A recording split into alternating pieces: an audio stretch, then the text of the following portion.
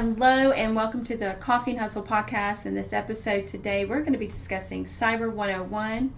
I'm Carla with Designed by Carla, and joining me on this podcast discussion is Jarrod Hardy, Chief Executive Officer, CEO with Xyston.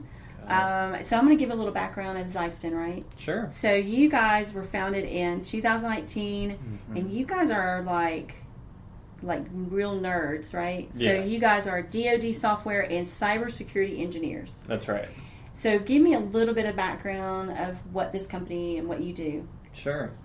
So the main focus for Xyston is what an area of cybersecurity, which is this huge field. I mean, so one of the things I've certainly noticed around Huntsville and in general, and it's nobody's fault, but cybersecurity is this huge buzzword. Maybe it's still going around, maybe it's dying, I don't know. I'm in the space, so it's kind of hard to tell if it's I think it's still a buzzword. I think it's definitely a high buzzword. Mm-hmm. I think it's definitely one of the things that we can identify different companies, but I do know that there's different kinds of cybersecurity, right? Oh yeah, okay. Certainly. Okay, so what is your major thing that you do with Xyston? Right. So the area of cybersecurity that we exist in, if we follow what the NSA says, is cyber operations. And they said that is a field that is born in computer science, electrical engineering, and computer engineering. It's those three disciplines. They use that for some of their accreditations, and if you're actually have background in cyber operations. So what we do in cyber operations with those skill sets is called embedded systems pen testing. And so what we try to do on any given particular piece of technology, essentially anything that's maybe not like your laptop or something that a human would interface with, but an embedded system that might be a hardware rack that exists inside of a silo with a missile, maybe something that does some geometry inside of a submarine, or maybe it's a little cell phone tower booster, doesn't matter. All different types of embedded systems that we will go in and open it up, pull firmware off of it, which the firmware is the environment that the software runs on, and find vulnerabilities in that firmware. Okay, so being that you talk about all these things, but what is the primary aspect? You still work with a lot of commercial businesses, and you're also in the government sector. You are now hopefully I'm saying it right, you're hub zoned, right? That's right. Now what does that mean to you in this business? So you're right when you say we're certainly on the commercial side, and we want to get more into the government side. Okay. So one of the things we did was become a hub zone. And reason why that's advantageous is because the government has set aside contracts that they set aside for hub-zoned companies, which can be kind of, it's a very good sort of title to have, because it means that you and your company and a certain threshold of your employees live and operate inside a historically underutilized business zone. So the goal there is to try and establish these tech companies, or any kind of company really, but in particular tech companies that are hub zone are very, very good. And try and have those tech companies bring in money to those underutilized business areas. So what type of commercial businesses have you been working with right now? What does those industries look like for you in your business? Yeah, sure. So a lot of what we work with today is actually Silicon Valley customers. All of our work is coming out of the West Coast and the California, Washington area, which we're proud of. It's certainly a little bit of a feather in the hat for us, because we know that that side of the industry often helps the government say, what's the future look like? An example of that is Agile, the Agile development process, which is just, if you haven't heard of it, it's just a way that companies will develop their software. It's like the cadence at which they develop their software. And I'm oversimplifying it, so somebody out there who knows a lot more about it is probably, screaming. But we know that with embedded systems pen testing, it's a whole industry out there. There are entire companies that's all they do. And these are probably, I think, 80, 100, 200 employee companies that have these ridiculously high rates that bring in this very unique skill set of the cybersecurity world and do that pen testing against their products. And so we're here in Huntsville. They happen to find us, and we started doing that work for them. And we're looking in our backyard at MDA and the Redstone Arsenal and the FBI coming and think, well, we need to be, doing this for our neighbors. Yeah, for the local area that we're growing, because this is Rocket City, and the amount of jobs coming here, and the industry is growing, and the businesses need it for that. So even though you're in you're in the commercial sector right now, and you're trying to get into more of the government aspect. That's right. You're moving into this area, and this is a great area to grow that business. Now, you started this business in 2019, and you just said that COVID, when that happened, that was like, what did that do for you? Like, what happened during that process? Yeah, so it was really tough. So, and I can't take credit for Xyston entirely. I have a couple other co-founders. There's 3 of us total. It was tough because in 2019 we had our commercial work, and we said, let's bring this to the Rocket City and let's go out and interface with people and say, hey, this is what we do, and you may need it too, you may not, but you should be aware of it. It's a new, maybe an unknown area of cyber to the Huntsville community, and we were getting some traction there. And I think anybody who knows to be an entrepreneur or to start a company, a lot of that work is getting out there and talking to folks and hitting the ground running and building connections, establishing relationships. Yeah, that face-to-face interaction is so important, especially when you're new to the community. Mm-hmm. You just got to know where to go and where to do. And probably was, that is probably what happened with my business too when I first came here. Mm-hmm. I had been in the industry for a very long time, but I didn't really know anybody here either. Right. And it was just getting out and meeting people, right. and just not necessarily selling yourself, right. but just getting to know people, and that was important. So I can't even imagine you starting your business in 2019 and then COVID starting. And now you're here. You're still here. Right. We made it through the other side. You're very grateful. I yeah. think you're pretty happy with that. Oh, absolutely. Yeah. And so you guys just finished the Cyber Summit. How was that? And what did that do for your business? Oh, it was such a breath of fresh air, because I remember the last meeting that we did in 2019 was a Cyber Huntsville meeting with a couple of the local leaders and cyber companies in the Huntsville area. And then literally like a week or two after that, COVID hit, everything's starting to shut down. We all remember that crazy ride. And then Cyber Summit was just fantastic because we were finally, for the first time... You felt like you could breathe. Oh, yeah. You're holding your breath like throughout all that time, and you're just like, okay, when is this really going to happen for me? And then when the Cyber Summit came, you were just like... Finally, we can actually... I can make a name for myself now. Exactly. Because, again, to me, I think that's a huge piece of business development, is to get out there and actually shake hands with folks and then say, hey, we do reverse engineering, embedded systems, pen testing, blah, blah, blah, lots of words. Yeah. And actually say, hey, we're out there. And meet with other people that understand what that means and say, we're out there. So you can actually start building teaming agreements, getting on a team. The big thing is to get FTEs inside the government and then just getting a facilities clearance. And none of that is going to be possible, in my opinion, through an email. So it was like very a bunch tough. To me, it's like you nerds unite. We all get together. Nerds unite. It's like, it's that moment where you're like, yes, I'm in this group of people that understand me. Right. And I can say a bunch of terminology and people understand me. Right. And that's something that's really important, is really getting to educate people.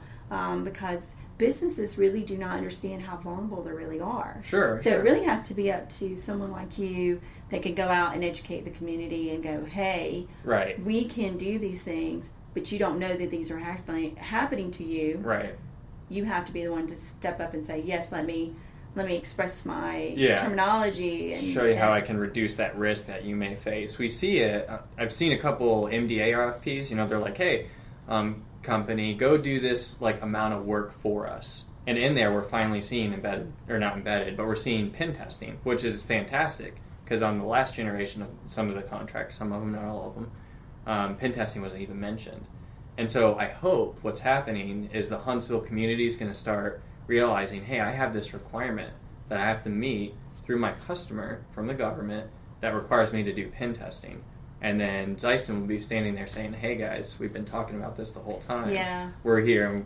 We're here, yeah. It's like the Who, what is it, that story is like, we're here. You want to hear your voice, and you want people to really understand. I want to know, where did the name Xyston come from? Because, look, you have to really, it's almost, like you said, it's like one of those unique words that, right. But it's really going to be a great statement, because once people really understand who you are, mm-hmm. they're going to be saying Xyston a lot, right? So right. Where did the name Xyston come from? So it's actually a very underwhelming story. I wish it was more fancy, but we formed Xyston, and we knew what we wanted to do in the space we were going in, and it was kind of weird, because back when we started the company, we're so young. We're like, is this really going to work? Is it really going to stick? And for a while, we were meeting consecutively, and we're all a bunch of software developers and engineers, like you said earlier in the podcast, that putting a name on it was actually like kind of a big day. For me, it was. And I think it was for everybody else. And so we started trying to think up different names, and we used a random name search. And the name came across. You used a generator? But a name generator. But why we chose that word, though, why we chose that word, Xyston, is because that is a spear, a balanced spear. And we know what we do in the cyberspace is very offensive in nature. Well, it can be. Okay. It can be a defensive mechanism where, there's this missile out in the field, and it's got all these vulnerabilities in it, and we're worried about a supply chain attack happening. But hey, luckily Xyston went in there. We found the vulnerabilities before the bad guys could exploit them. So you already patched your software, so you're in good shape. It works on the other side where if we're looking at somebody else's missile and we found the vulnerabilities in it, then I just gave you a cyber bullet.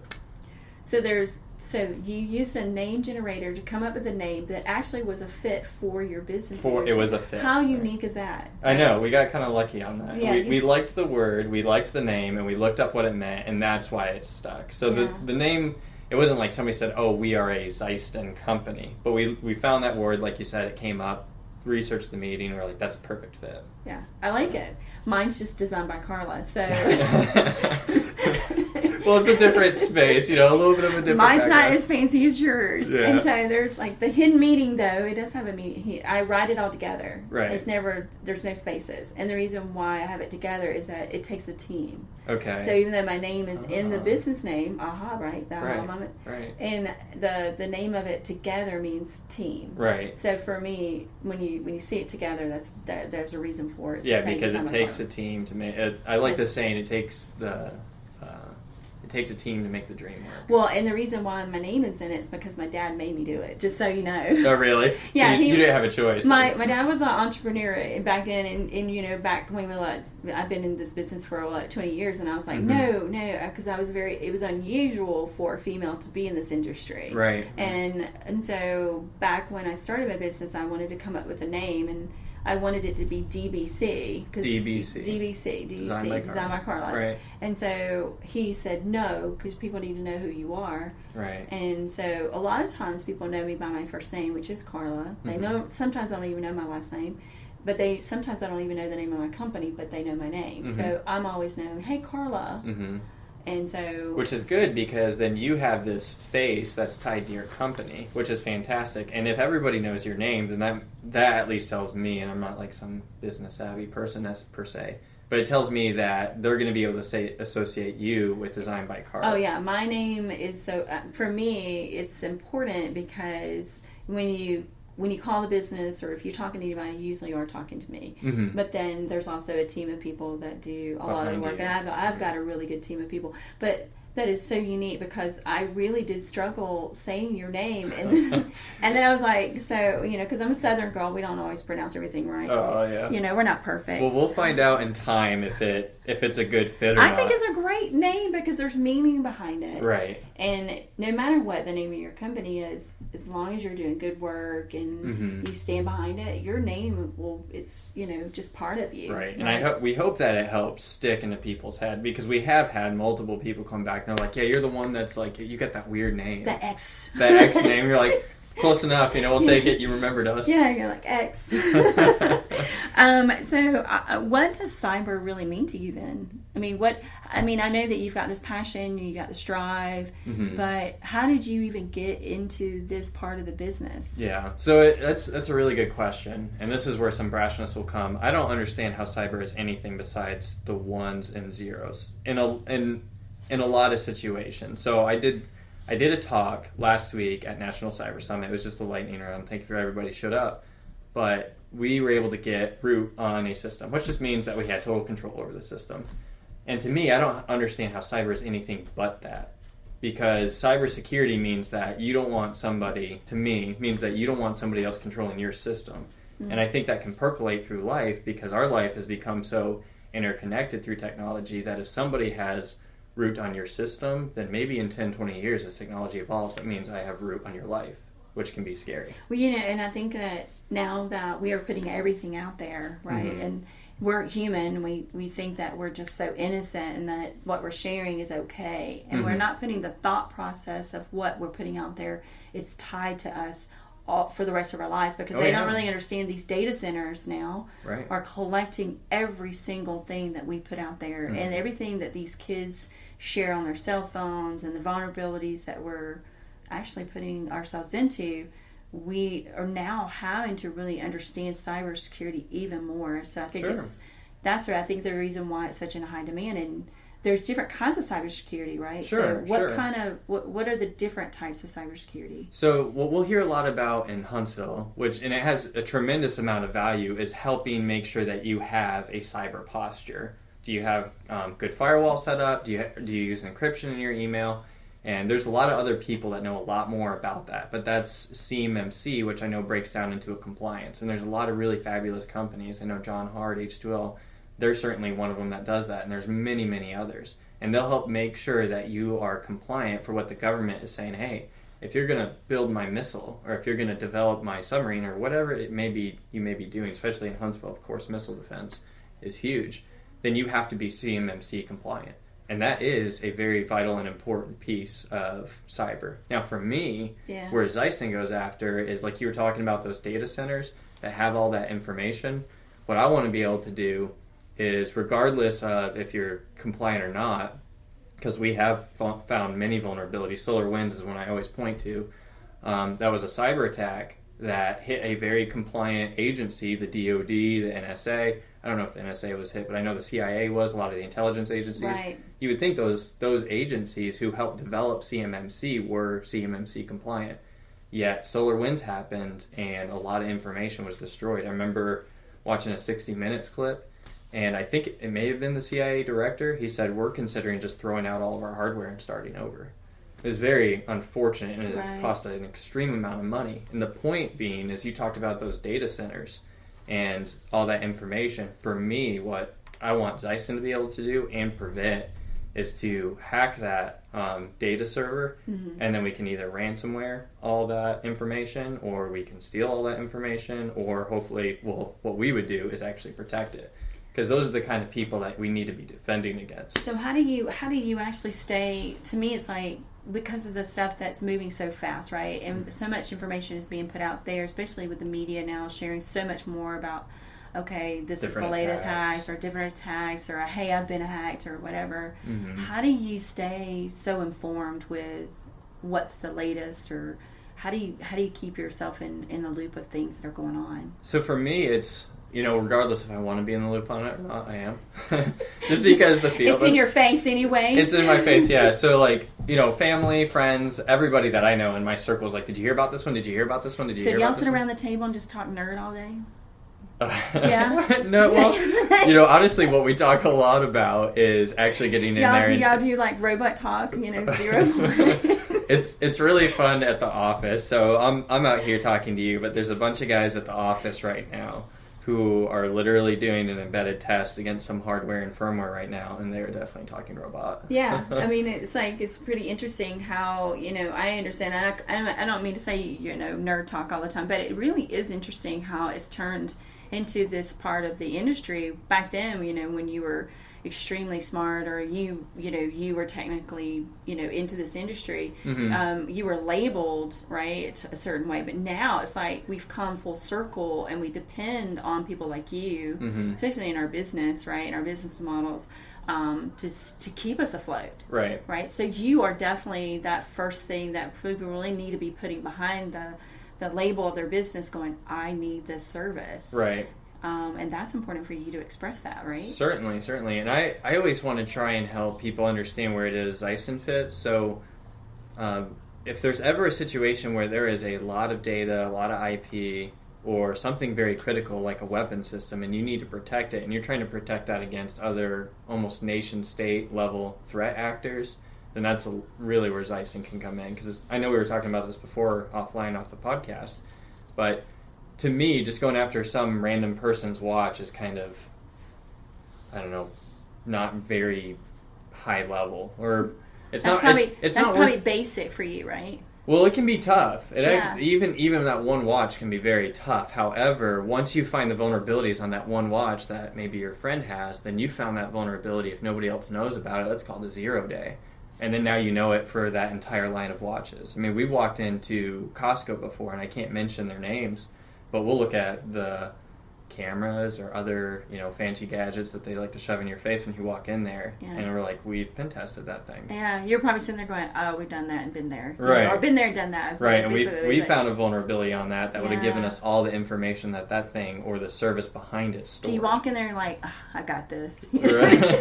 It's a little empowering, and now I just don't think about it because you do it all the time. Yeah, I've done that.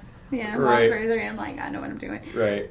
That's pretty interesting because, it's like, it's good to know that you have that knowledge base, but where did you start where did this knowledge come from? Like, how did you start? Yeah, so that's another really good question. So for me, a lot of people, I think the really good people at this field, which I'm not, like I'm pretty good at doing pen testing, but there are people who are literally born to do this, and they're fantastic. For me, my path was a little bit different than theirs. So college, I thought I wanted to be a pharmacist, and then luckily my father, he's an engineer, he pushed me in that area. I excelled at all the engineering disciplines, math and programming, computer science, and all those facets, which was great. And then I went to a conference called DEF CON, which is out in Las Vegas, and anybody who's in this field knows that that's it's a pretty good conference for what Xyston does, and there's a lot of really good talks that go on there. But what really motivated me is I started watching DEF CON talks, and then I actually went to DEF CON, and I'll never forget a talk by Barnaby Jack. He's a security researcher, does the same thing that Xyston does. And he watched a show, and I can't remember what the show was, but it was where one of the vice presidents had a pacemaker, and in the show, a hacker exploited the pacemaker, or they were worried about that, and they were worried that the vice president could have been killed, right? And so he did a real-world example. He watched the show, and he's like, I bet that's actually feasible. And lo and behold, just maybe a couple months later, he did a talk where he was able to discharge all the battery power in a pacemaker, just using a machine that is used to program the pacemaker within like 100 yards or something. That's got to be scary. So it's terrifying. Yeah. And that goes back to that point that I was saying, this field, if you can control technology, then in my opinion, then you start controlling people's lives. And in that situation, it was realized. And I think that really shook up the industry. That's a crazy aspect of looking at it. It's like it's a domino effect, right? Because one little thing can affect everything. It's like, right. And that's a scary moment, knowing the fact that there's these little things that we use for day-to-day uses, right? Mm-hmm. Our mobile phones, the computer, the things that we rely on, really is a scary thought that one little thing can affect us. And especially like people that are affected by credit card frauds now, and that's even high now, right? And the amount of information that is being stolen about us now, right. But you're seeing more and more things happening. We're putting more and more information out there about us. We definitely continue to drive in that direction. Even after it affects us, we know that it affects us, but we're still sharing that information. Right. And so that's why security, hopefully it's trying to keep up with technology, because even things like self-driving cars, which is becoming a big thing, are AI. And then being able to hack those kinds of systems, find the vulnerabilities in them, exploit them, and then the hacker or whomever controls that system that your life is dependent upon is very, it's a very chilling thought even for me. Yeah.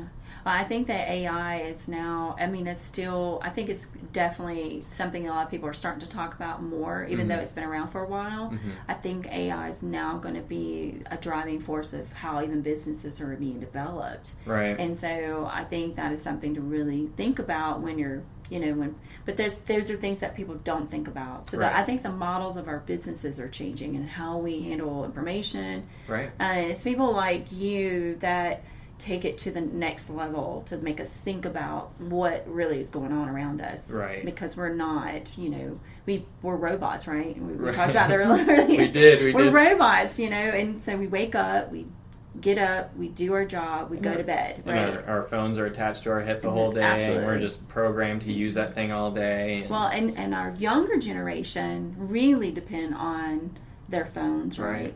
I can only imagine. I'm not a parent, but it almost seems like it's impossible for your child not to have a smartphone. It's actually very scary. Right. So, and I have kids that had their phones, but I was very strict too. So phones downstairs by 9, they did not get to sleep with them, right. Because they would be on at 1, 2 o'clock in the morning, oh, right? Sure, Who knows what they would be doing? Right. But that's the thing about it, is like, you just need to be aware. And I don't think us as parents or even as business owners, we're really aware of what's really happening around us. We do after it's been in the media. Right. Like after it's been just, hey, this happened, right? Right. And I've known people that they were legit hacked, which is, to me, it's just so cheesy, but it is relatable because that speaks to a wide audience what that term conceptualizes. And there's some very scary things happening. It was like, there is like, even like our baby monitors and the low frequency things that we take for granted. That people just want to play games, which the hackers love to do, right? Right. They get into these little things like the baby monitors or things like that, and they there's a whole website that it is just based around looking into people's cameras that they don't know they're hacked. And that's like, I've never even looked at that website, but I know people who have, and I've seen pictures of it, and it's terrifying. They'll show, oh, this is a camera in somebody's room in Germany, or this is a camera in a garage in Chile. It doesn't matter. It's all over the world. And somebody hosts this website just for you to flip through and go look at it. Yes. Well, there is, and of course that comes back to you, right? That goes back to those penetration tests where, these softwares that we're using, whether it's home-based or commercial-based or government-based, there's still a lot of things that we are just not fully aware of. And I think that's what's scary about the technology aspect. Not that we need to stop living our lives. No. We just need to start being more aware of what we're doing, right? And I definitely don't want to be that person that's like, just screaming cybersecurity all the time, shut everything down. No, I mean, we're an evolving society, we're an evolving species, and we're going to be more and more dependent on technology. And all that means is that with the development of that technology, so needs to come the security. Because before, when computers were in their infancy, security was very much not even a thought because we didn't really depend on it. Yeah. And now there's so many more cybersecurity jobs more than ever, right? But the problem is, you've got to have the skill base to even get some of these jobs, right? Sure. What kind of skills do you recommend for people that are trying to get into this industry? Yeah, so for Xyston, there's a very specific skill set that we're looking for, and it goes back to what I said the NSA kind of recommends for this field, which is computer science, computer engineering, or electrical engineering. And then on top of that, even if you have those engineering disciplines, you can do a lot with those things. So you got to get all these certifications too. There's different kinds of certifications. For us, we're actually not too worried about it. We don't have a lot of certifications. So like CompTIA, Security Plus, a lot of that stuff doesn't mean anything to us because that's just a different area of cyber. Okay. Right? Again, huge umbrella term, and there's all these great business opportunities in it. And maybe I'm in the wrong one. I don't know. I'm going to find out in a couple of years. But for us, the only thing that is nice to see, and it's not required, is the OSCP. And that just gives us an idea like, okay, this person has some pretty good background in sort of what we're looking for. So if you have one of those engineering disciplines, and then you just enjoy the security field, where you're looking at the ones and zeros and trying to find vulnerabilities in these very obscure software. I mean, when you start going down this path, to me, you're just in a very weird, obscure, dark place almost to me, because you're touching stuff that nobody's touched in a long time, or it's very old, or maybe one developer developed it 30 years ago or 20 years or 10 years ago or 5 years ago, and since then it's just been under the rug, and you're pulling up that rug and you're looking. And to do that, you need to have some of those core skill sets. Yeah, I remember back when Y2K was here, and I remember having to upgrade all these programs to these Microsoft programs or the newest, latest. And I remember having to build all the new computers and put all the networks. And so teaching people that were just workstation type style, employees to these new Microsoft computers, it was that was all different. They didn't have no choice, because everybody was scared that the world was going to blow up. Y2K, but and then it was like the countdown, and then it was like, okay, nothing. But it was we had to get the systems updated and get everybody on these new programs and export. Right. Like there was this one company I do remember where I had to export, I think it was almost 20 years of files. Oh my goodness. To import and export into their accounting programs, into their point of sale programs. Were they trying to back everything up? Yeah, they were trying to back everything up, and then we were trying, it took hours because they never did a backup. Oh my gosh. And then I had to import it all back in, and so that was a lot of work. So we learned a lot from that lesson, I'm sure. Well, you would like to hope that we did. Like the computing infrastructure back then, if I remember that problem technically, it was due to a variable size that hosted the time, if I remember that correctly. Hopefully we learned from that, like, hey, we need to future-proof our systems out a little bit more. But you'd be surprised if people still don't do that, though. Right. I mean, there's still things that we still don't do, right? But I think with cybersecurity, we're starting to think that there's another level what's about to happen to us, or it is happening, but we're getting more and more involved in what's going to happen to us. Right. So I think that companies like you that are coming out and talking about what's going on and educating people more and more, we're starting to really understand that we've got to change the way we're doing our business. Right, because it can definitely get pretty intense when you start thinking about medical devices that people are dependent on. Again, I talked about the pacemaker, and insulin pump is another big one. Somebody was talking to us the other day about doing, I think, a neonatal, I'm saying it wrong, some equipment that is used for infants. Yeah, and trying to help. Units, okay. Yeah. So you could get into one part of the industry and stick there if you wanted to, sure. just for these small pieces of the industry. Right. Now, what other, like, when you talk about your commercial businesses, what types of those industries have you been touching or been involved in? Like, what do those industries look like? Yeah, so for us, we've done some 5G products, which is kind of cool because that's the new wave. Oh, right? Neat, yeah. And then we'll do consumer wearables. So we were talking about the watch earlier, and it was kind of scary. We were able to do remote code injection, which is like the worst, by the way, in my opinion, on children's watches that people would buy for their kids. And that means that, somebody like, if you have the skill sets that we have at Xyston, could come along, buy that one watch. Oh, I know they're all vulnerable to this. Now I can get all this information on where these kids are because they have GPS-enabled watches, right? Oh, that's scary. Yeah, it's terrifying. I had no idea. I didn't even think about that. Right. So that's the kind of stuff that we're spooked by. We're like, oh my gosh. And when it actually happens, it's sad because I've seen it happen to somebody before where they were legit hacked. And in the moment, it was very devastating for them. Very embarrassing, very devastating. Lots of information's gone. They don't know how to control the fire that has just erupted. Yeah. And unfortunately, I was contacted and I said, I can't do anything about once it's actually happened. So have you seen an increase of, females in this industry? Or are they trying to get more and more involved in it? Yeah. So we really want to try and help break, I don't know if it's a stereotype, that might be too far to say, but there's certainly not as many females as there are males. And it's a highly technical field, but some of the best programmers I knew, I'm thinking of one right now, she was just fantastic. And I asked her a long time ago, I was like, why don't you think more women are doing this? And she said, I think they're just scared or something. Or maybe it's the field is so dominated. Well, it can be very dominated. I remember back when I was in my programming classes, it was like me and maybe 2 or 3 females, and mostly it was male dominated. Right. So I would call the guys would be in the back. They knew everything, and I called them the jocks of the class. Jocks.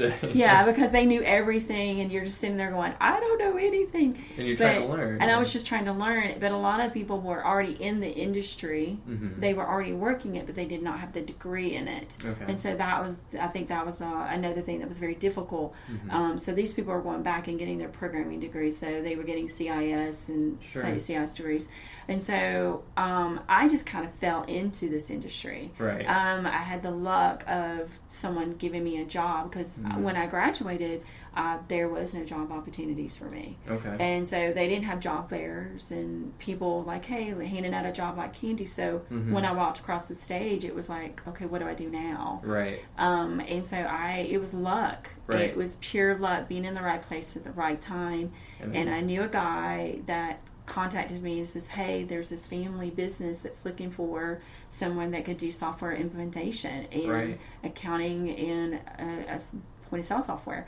Would you be interested? And I'm like, sure. Of course. Yeah. So I started building computers and servers and networks and things like that. And everything, right? Yeah, I mean, I started getting all nerd out. I was a geek back then. I'm still a geek You still now. are. You still are. I'm yeah, still a nerd. I'll admit it. I have no problem. I'll hold that hat pretty high. Yeah. But I started learning how to do all that stuff, and then it was, taking a chance. And so I went upstairs one day in the office because I was the only girl around all these guys, and so I was the only one they would send out to do all the training because they didn't want to do it. And so I got involved and started talking to people, and then I went upstairs, and this guy had this monitor up, and it had like a name, I think a phone number or something like that, and I'm like, what is that? And he goes, oh, it's the World Wide Web. And I'm like, ooh, what is that? And then you want to learn, right? And I was like, what is that? Yeah. And then it was front page, right? And I was like, ooh, what is front page? And then I went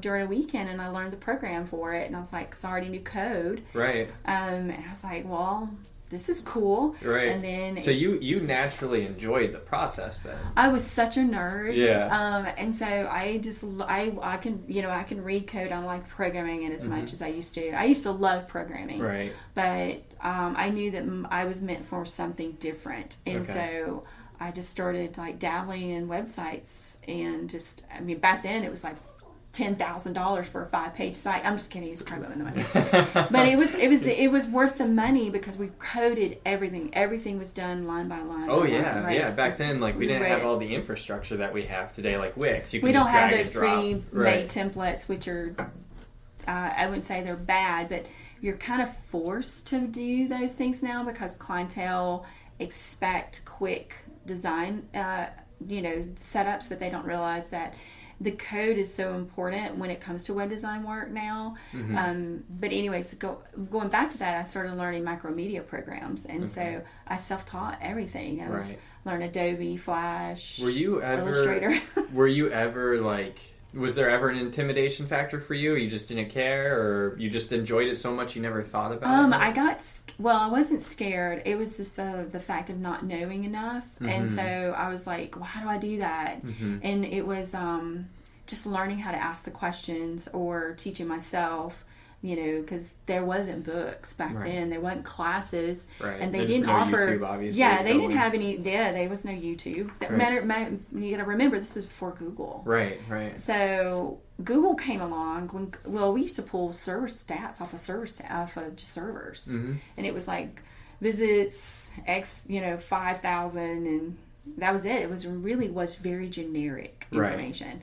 And then when Google came along, they changed the game for a lot of us as far as SEO developers. Okay. And that model of what they did for us is for design changed how we set up and design websites, and that's where the SEO came into that. And you just learn from changing and what was going on in the industry, right? And you're still doing that today. As you have to still do it today. We were talking about it before the podcast, and you were just saying how much work and how they're always changing and it's evolving. It's not the same it was even a couple years ago, right? Oh gosh, no. I think even like the last week. Right. It's just changing so an hour ago, but it's like it's changing. The model of our businesses are changing. They're always changing, and how we look at websites and how we develop things for our clients.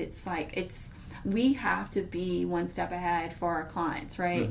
But it's always changing. The model of our business always changes. But for females, I think that getting into learning how to program right, it's just do it. Yeah. Oh yeah, I totally agree. Because I don't know if other people feel this way. I know very little about psychology, but I heard everybody faces a little bit of an imposter syndrome. Like, oh, maybe I don't belong here, or there's those thoughts that creep in, like, oh, maybe, I'm not as good as that person, or look, they're so different than me, maybe I can't do this. And I would love for Xyston to help break down that barrier. Well, I can tell you this. I mean, I can really say this out loud, is that I never thought of myself as being an entrepreneur. Right. I never thought I would even get into being a business owner. Right. I mean, I can remember back when, I was just working an 8-to-5 job. And I would go in every day. I had a little girl at the time, right? Yeah. You go in and you work and you come home. Right. And so I think and I had dabbled to do some websites on the side, just to make a little extra money, right? Just like everybody else does. They start out as a hobby. Right. And I thought, okay, and well, it turns into something else. And so I knew I was about to have twins, and I was like, well, wow. What do I do now? Right. And I had my dad, who was an entrepreneur. You know, we had to listen to certain people that influence us, right? Sure. Right. Who's that person for you? Yeah, so for me, the big one, I'll never forget this, and I heard somebody else say it before, is my father certainly pushing me towards this field. And I'll never forget, even as a young kid, he told me, like, you know, if you do what I do, you can make it pretty well in life, but you're always going to be wearing golden handcuffs. Which, to me, that's like, okay, maybe there should be a consideration about trying to go find that freedom. Because I can say for me, when I'm working Xyston, I'm definitely at my happiest. There's this fear and a little bit of a danger and a little bit of a risk that's going on every single day. And for me, you try and shut those voices down, but there's this, is this going to work? Is this going to work? Is this going to work? And the only way that you can try and keep the fire stoked is to knock at the door every day. Yeah. And I think it's important because we all of us as entrepreneurs, we all feel that butterfly. Mm-hmm. Like we every day we're like, okay, am I going to get that phone call? Or is somebody going to call and ask for me? Mm-hmm. Is my business going to die out tomorrow? And I can say without a doubt, I'm still here. I'm like over 20 years into this industry, and I'm like, is this really real for me? Because really, when I thought back, and I can say this out loud, is that when I had twin babies at the house, I was working, and no one knew what my face was. They didn't know. They didn't even know who I was. Right. And because back then the identity was not out there for everyone to know about. Right. I mean, I didn't even have a real website for 10 years. Right. I think that's a very inspiring story because, again, I know we were talking about this a little bit before, but I know a lot of people, and it's no fault to their own, but it's easy to find an excuse not to try and take the voyage out into the ocean, which is entrepreneurship. It's very easy to stay by the fire, work that 9-to-5 job like you said. Yep, go home every day, you get into your routine, and then all of a sudden you look at the clock and you're 55 years old and looking at retirement. Well, I think sometimes it's like even some people that are in their 50s, they'll start a business and they go back. Which is fantastic. Yeah, too, right? right? So Mike at Passion HR, he's an example of that. He's one of my clients. He did that same exact thing. He started out at 50. And you know, sometimes it doesn't hit you until a year later, right? Sure. Which is, I think that's also inspirational. I know another person I like to look to is Tony Orm. He owns Oasis, Dr. Tony Orm. He had, I think, pension and everything from UAH. And somebody came along and he said, I had a very forethought. Nobody knew about what it was. I think it was a lot of data processing. And at the age of maybe 55, 60, 65, somewhere in that range, he started this company. And here it is maybe 10, 15 years later, and it employs 150 engineers. Wow, that's amazing. You know, and I think that a lot of times it's all about passion too. Mm-hmm. You gotta love doing what you do. Oh yeah, you have to. You got. I mean, that's just straight up. Right. And if you're not doing something that you really truly love doing, you better change it. Right, because it gets hard, and there's dark places all the time. Well, listen. You know, have I ever cried in my business? Probably. Maybe not a little bit, maybe a little bit, okay. But I can honestly say I used to pray when I started out. I would pray every day, going, "Please, there be a check in the mailbox so I can feed my babies." Oh man! Right, and so but you took the chance, right? Well, you did, which I think is very inspirational. I really mean that. For me, I'm in a different position, and I actually wanted to do this at this time because I said, you know, now's the time in my life I should be taking the most risk. And so for me, it's easier. I think for you, that's really inspirational. I mean that because you had 2 babies that you had to feed, you know? And then for me, I was, you know, an engineer. I had 1 mouth to feed and engaged. So now's the time, right?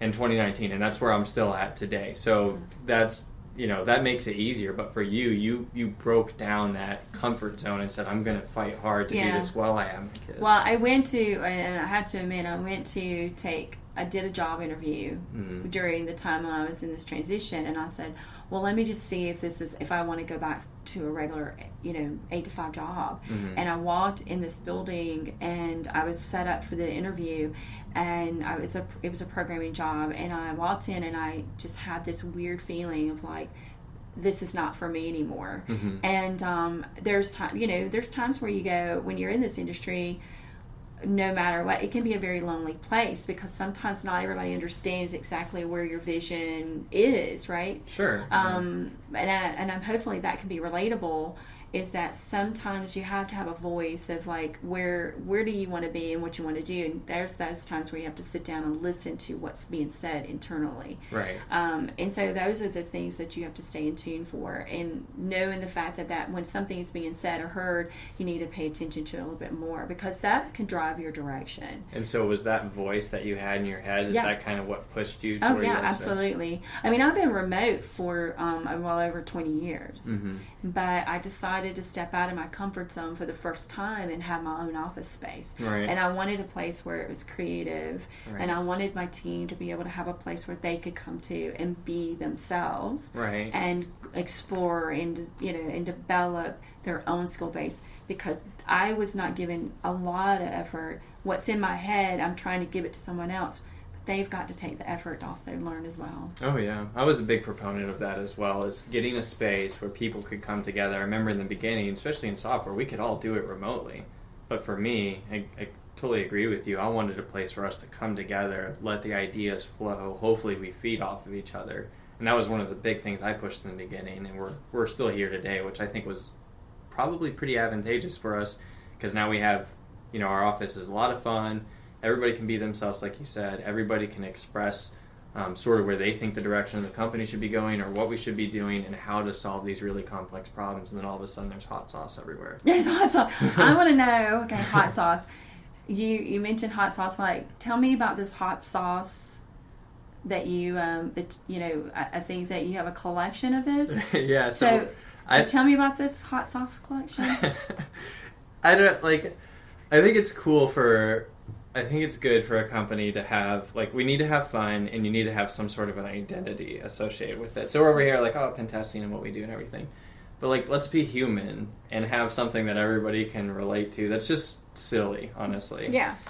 And so it was Devin, the CTO and president for Xyston, and he just started bringing in all these off-the-wall, obscure, ridiculously hot. I want to know. Did y'all taste them? Oh yeah. Yeah. Well, we hired another intern earlier this summer. So you tortured the intern. Well, we asked if they're willing to do this, right? And we had to initiate, welcome. We had fresh. Oh, so it's an initiation. Yeah, if he wanted to. We don't force anybody into this. I want to be very clear. It's people are. I would do it. Yeah, would you? Yeah, I'll come. Awesome. I will come to your office and I will taste your hot sauce. That'd be great, because I'm not afraid. Right. Yeah, and it's just I may not like you at the time I'm doing it. Oh yeah, I'm not afraid. You're not going to. And we have different levels, and even at Cyber Summit, and we had a couple brave souls that walked up and tried them, and I mean this stuff is crazy hot. Imagine. But what we did to initiate, we all had fresh habaneros, and we all do it too. We don't just make the intern do it. Everybody has to do it, and so it's a fun, silly, weird, it's a little piece of our identity. So, wait a minute. I want to ask you something. So, you and your brother, and who else is in your company right now? So, we have, I think, about 7-8 people. So, we have a contracts administrator, Ashton Stafford. She's really great. And then we have my brother, who's doing a lot of the finance for us. We have a couple interns who are fantastic security researchers. And then we have a business manager who just kind of handles the day-to-day operations of keeping the office going, keeping the supplies stocked, everything we need just to keep things working. That's Justin. And then Devin, he's our CTO and president. And he was very inspirational in starting this company, he and I, because we both had that shared passion of what we do with the pen testing world and embedded systems and hacking. And, of course, my brother did as well, and everybody who's involved in the company has that as well.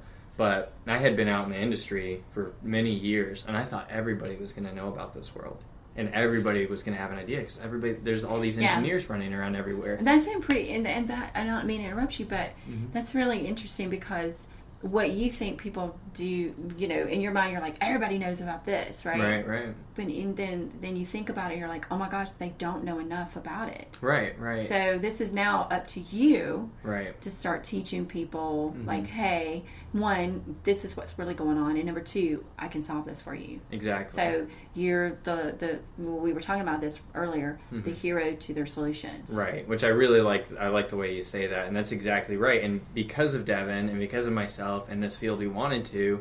And throughout a couple of different conversations and networking, here comes the West Coast out in Silicon Valley calling us and saying, hey, we want you guys to do this work for us because we know you get it, right?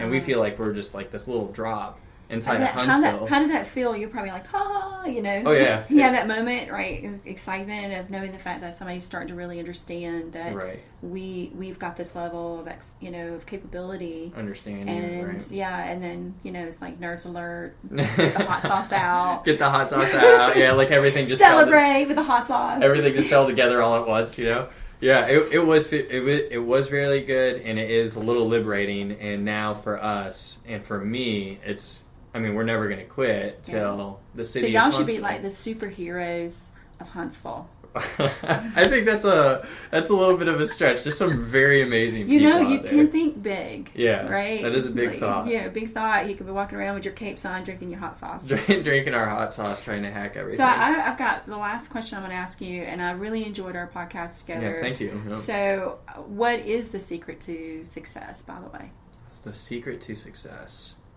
It's funny because something came to my head immediately, and then I'm trying to contemplate if I really want to say it because it's very cliche.